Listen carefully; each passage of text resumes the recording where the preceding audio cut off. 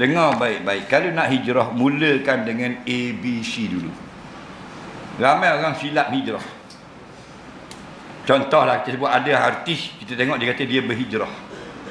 Pertama orang nak hijrah, niat kena betul. Kenapa hijrah? Kerana Allah.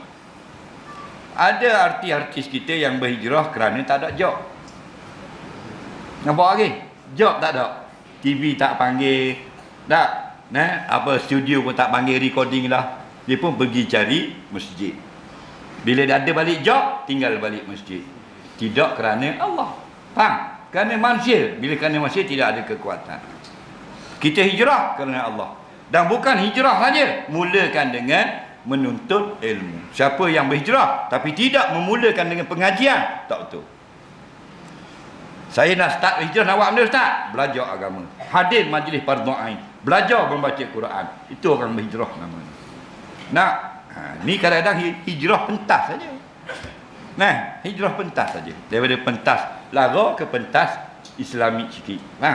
Bila ada job, mau lari semula. Tak pas ke mana pun. Nah, kita nak berhijrah, tinggalkan kampung kalau boleh. Duduk ni madrasah di pesantren lebih 8 tahun, 10 tahun. Jadi orang yang hijrah sungguh. Balik, alim baca kitab. Itu baru hijrah. Nah,